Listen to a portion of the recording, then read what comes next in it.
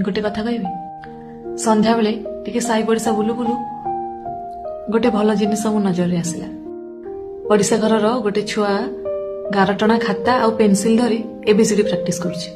कहली अरे वाह एबीसीडी शिखिलुनी अ आ सब हो गलानी। संगे संगे तांको माँ घर भीतर दौड़ी आसी कहले नाई नाई तांको अ आ पढ़ा हुएनी। बड़ा आश्चर्य लगला मते। तापर से पिलार बड़ भाई को पचारली को क्लास रे पढ़ुछ कि रे? स्टैंडर्ड 6 बोली कहला। पढ़ापढ़ी केमती चली पचारू सांगे सांगे तांको माँ कहले हाँ सब विषय रे भल करुछि हेले ओडिया टिके खराब करुछि। पचारिली काहेकि? तांको माँ कहले पिला बेलू इंग्लिश रे पढ़िला तो सेथिलागि ओडिया टिके भल से शिखि परला।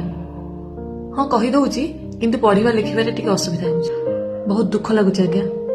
कौन हबो हम ओडिया भाषार भविष्य? आजिकाली अभिभावक माने